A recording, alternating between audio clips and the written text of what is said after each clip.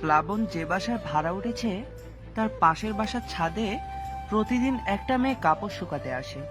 মেয়েটা বেশ নির্জীব, কখনো হাসতে দেখা যায় না ওকে। এমনিতেই যা মায়াবী চেহারা, হাসলে না জানি কতটা সুন্দর লাগবে। প্লাবন যেদিন ওকে প্রথম দেখে তারপর থেকে ওর উপরে ভালো লাগা কাজ করতে শুরু করে। ঘড়ির কাঁটা ধরে সে যখন ছাদে আসে তার ঠিক 10 মিনিট আগে এসে দাঁড়িয়ে থাকে প্লাবন। শীতের দিন নয়, এই কাঠফাটা রোদে ছাদে দাঁড়িয়ে থাকা চারটেখানি কথা নয়, কিন্তু ওকে দেখার পর সেই রোদ পাহাড়ের কষ্টটা কিছুই না। 6 মাস হলো প্লাবন আর ওর বন্ধু জয়ন্ত চাকরির খোঁজে ঢাকায় এসেছে। চাকরির প্রিপারেশন নিচ্ছে।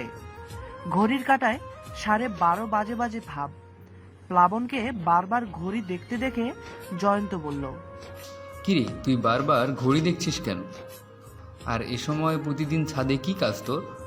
গোসল তো করিস 3টায়। পড়ছিস না? পড়, আমি আসতেছি। ওই থাম থাম বলছি। এসে বলছি। ছাদে গিয়ে প্লাবন ওয়েট করছে। মেয়েটা এসে ভেজা কাপড়গুলো মেলে গিয়ে 2 মিনিট এদিক ওদিক তাকালো। প্লাবনের চোখে চোখ পড়তেই মেয়েটা চলে গেল। প্লাবন আজ ভীষণ খুশি, কারণ মেয়েটা ওকে দাঁড়িয়ে থাকতে দেখেছে। দ্রুতগতিতে রুমে এসে জয়ন্তকে বলল, ফ্যান ছাড় মামা, যা রোদ ছাদে। কারেন্ট নেই। হাই রে, কারেন্টারে এখনই মরতে হলো। আচ্ছা, কাহিনীটা বলতো। সারা শরীর ঘামে ভিজে ছাদে, এমনি এমনি তো ছাদে দাঁড়াস না। শোন বলছি, তাহলে হাসবি না কিন্তু। শুরু কর।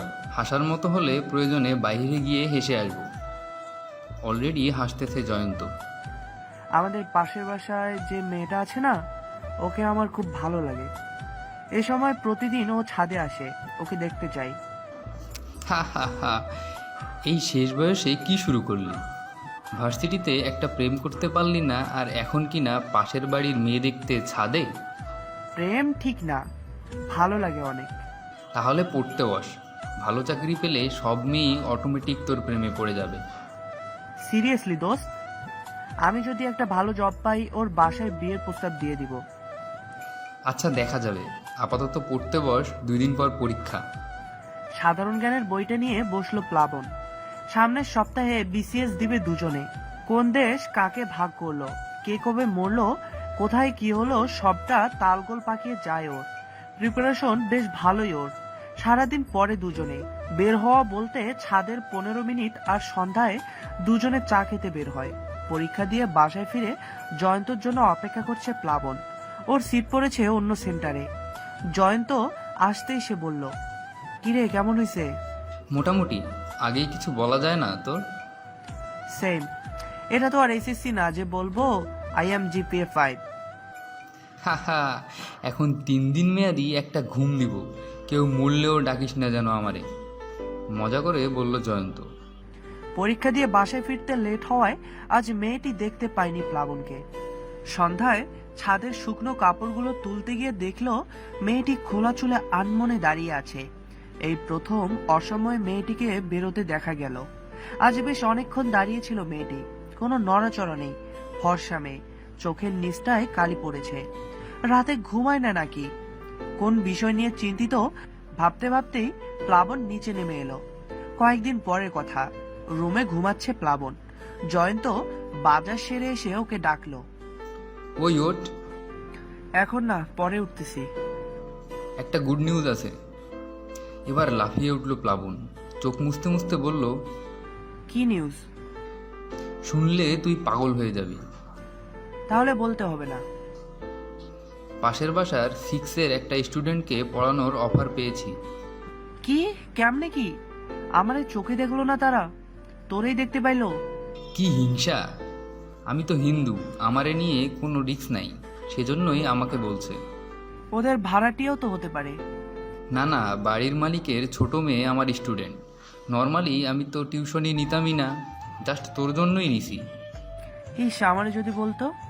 প্রবলেম নাই, সব ইনফরমেশন আইনা দিমু। আজ প্রথম জয়ন্ত পড়াতে গেছে। মোবাইলে গেম খেলছে আর বারবার দরজার দিকে তাকিয়ে ওর জন্য অপেক্ষা করছে প্লাবন। সময়ের তুলনায় একটু লেট করে জয়ন্ত আসলো। কিরে, লেট করলি কেন? একটা পার্সেল আসছে, ওইটা নিতে গিয়েছিলাম। বল, তারপর কি হলো? কই কি হবে, পড়িয়ে চলে আসলাম। দূর, তোর দ্বারা কিছু হবে না। মেয়েটার নাম তিথি। এরা হলে আমার বন্ধু। কিভাবে জানলি? স্টুডেন্টকে মাই ফ্যামিলি প্যারাগ্রাফ লিখতে দিয়েছিলাম। এত ট্যালেন্ট তোর! কয়টা দিন ওয়েট কর, নারী নক্ষত্র সব জানতে পারবি। জয়ন্ত কয়েক মাস ধরে পড়াচ্ছে তিথির বোনকে, কিন্তু কখনো তিথিকে দেখেনি সে। পূজার ছুটিতে বাড়ি যেতে হবে ওর, তাই 1 সপ্তাহ ছুটি নিয়েছে। প্লাবনকে অনেক পটিয়ে ওর সাথে পুজোয় বাড়িতে নিয়ে গেছে। ছুটি কাটিয়ে এসে জয়ন্ত তিথিদের বাড়িতে পড়াতে গেল। টিউশন থেকে ফিরতে লেট করলো জয়ন্ত। অনেকদিন পরে পড়াতে গেছে, তাই প্লাবন কিছু আপডেটের আশায় অপেক্ষা করছে। রাত্রি প্রায় 11টায় জয়ন্ত বাসায় ফিরলে প্লাবন বলল, কিরে, এত দেরি করলি কেন? কখন থেকে ওয়েট করছি একটু নতুন নিউজ শোনার জন্য। আমাকে আর ওখানে পড়াতে যাওয়া লাগবে না, ওরা নতুন টিউটর খুঁজে নিয়েছে। মানেটা কি? প্লিজ আর কিছু জিজ্ঞেস করিস না, আমার মন ভালো নেই। কোনো কাজ না থাকলে লাইটটা অফ করে দে, একটু ঘুমোতে চাই। প্লাবন আর কিছু বলল না। ইদানিং জয়ন্তর কি যেন হয়েছে, মুখ চোখ শুকনো, কোনো কিছু নিয়ে টেনশনে আছে, কিন্তু প্লাবনের সাথে শেয়ার করছে না। প্লাবন অনেকবার জানার চেষ্টা করেছে, কিন্তু এড়িয়ে গিয়ে বলেছে কিছুই হয়নি। সবকিছু কেমন যেন এলোমেলো। প্রতিদিন দুপুরে আগের সময়ই ছাদে অপেক্ষা করে প্লাবন, কিন্তু তিথি আসে না। হয়তো সন্ধ্যায় আসবে ভেবে সন্ধ্যায়ও ছাদে আসে না। রাতে ছাদে হালকা বাতাসে দাঁড়িয়ে প্লাবন তিথির কথা ভাবে। প্রচন্ড কান্না পায় প্লাবনের, কিন্তু ছেলেরা সহজে কাঁদে না। 1 মাস হয়ে যাচ্ছে, তিথি একবারের জন্যেও বের হয়নি। ব্যাংকে একটা চাকরির পরীক্ষা দিয়েছিল প্লাবন, সেখান থেকে ওকে ভাইবাতে ডেকেছে। সকাল সকাল জয়ন্তকে কিছু না বলে বেরিয়ে গেল প্লাবন। প্লাবনের চাকরিটা হয়ে গেছে, সুখবরটা বাবা মাকে জানিয়ে দিল সে। ভাবলো বাসায় গিয়ে জয়ন্তকে সারপ্রাইজ দিবে। মাঝে জয়ন্ত একবার ফোন দিয়েছিল কোথায় আছে জানার জন্য, কিন্তু প্লাবন বলেনি। বিকেলে জয়ন্তের পছন্দের কিছু খাবার কিনে বাসায় ফিরতেই তিথিদের বাড়ির সামনে একটা জটলা দেখতে পেল দূর থেকে। ওকে আসতে দেখে জয়ন্ত এগিয়ে এলো। জয়ন্তকে দেখতে পেয়ে প্লাবন বলল, এখানে এত মানুষ কেন রে? জয়ন্ত চুপ করে আছে। শোন, আমার ব্যাংকের চাকরিটা হয়ে গেছে। এই নে ধর, তোর জন্য কাচ্চি বিরিয়ানি এনেছি, না হলে তুই আবার আমাকে খেয়ে ফেলবি। জয়ন্ত প্লাবনকে জড়িয়ে ধরে কান্না শুরু করলো। কি রে, কি হয়েছে বলবি তো? তিথি মারা গেছে। মানেটা কি? এসব নিয়ে অন্তত মজা করা উচিত নয় জয়ন্ত। তুই চাকরিটা ঠিকই পেলি, কিন্তু তিথি থাকলো না। জয়ন্ত মাথা নিচু করে চুপ করে আছে। প্লাবন দ্রুত পায়ে এগিয়ে তিথিদের বাড়িতে ঢুকে যা দেখলো, নিজের চোখকে বিশ্বাস করতে পারছে না সে। মাথাটা ঘুরে গেল ওর। জয়ন্ত ওকে ধরে ফেললো।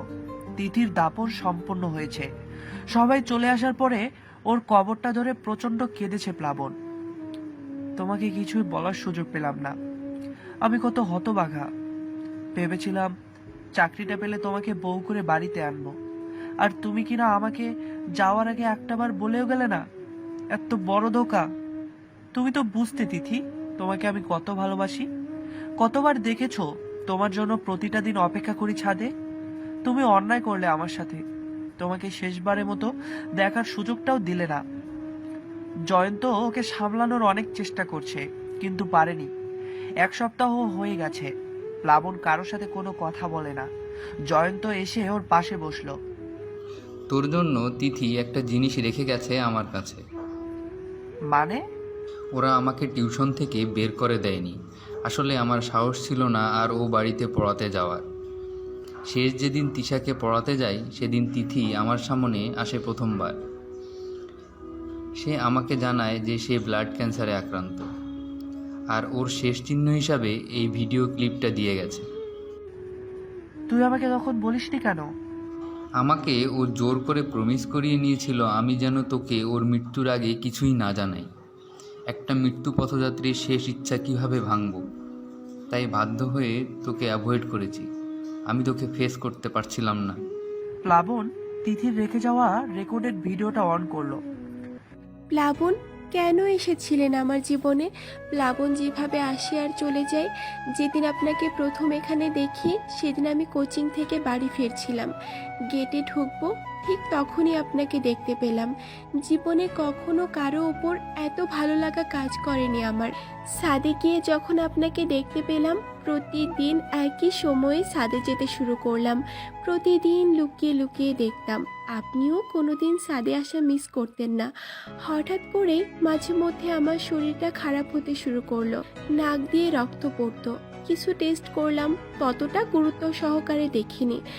বেশ উৎফুল্ল থাকি, কারণ প্রেমে পড়েছি প্লাবন নামে ছেলেটির। কয়েকদিন পরে যখন রিপোর্টগুলো হাতে পেলাম, আমার কলিজাটা মনে হলো কেউ তৎক্ষণাৎ টুকরো টুকরো করে ফেলে।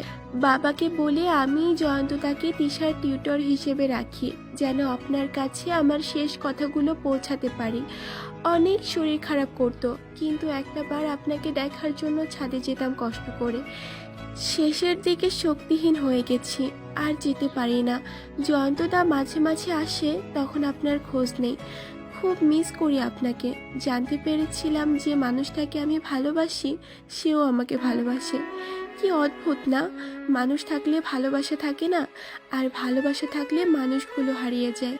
আমিও হারিয়ে যাব, আপনিও একটা সময় এই শহর ছেড়ে চলে যাবেন। ছাদ দুটো ফাঁকাই থেকে যাবে। এক হওয়া আমাদের ভাগ্যে ছিল না। আমাকে মিস করলে কোনো এক ছাদে গিয়ে খোলা আকাশের নিচে দাঁড়িয়ে আমাকে মনে করবেন। বিদায় জানাতে পারছি না, বিদায় শব্দটা অনেক কঠিন। ভীষণ কষ্ট লাগে ভাবতেও। আপনাকে অনেক ভালোবাসি প্লাবন। ভিডিও ক্লিপে কথাগুলো বলতে গিয়ে কেঁদে ফেলেছিল তিথি। পরে একটা মুচকি হাসি দিয়ে নিজেকে সামলে নিয়েছে। এই হাসিটা একটাবার দেখার জন্য কত অপেক্ষা করেছে প্লাবন, কিন্তু জীবিত হাসি দেখার সৌভাগ্য হয়নি। প্লাবন কাঁদতে কাঁদতে মেঝেতে বসে পড়ল। আমিও তোমাকে অনেক ভালোবাসি তিথি। চাকরিটা আমি পেয়ে গেছি তিথি, শুধু তোমায় পেলাম না।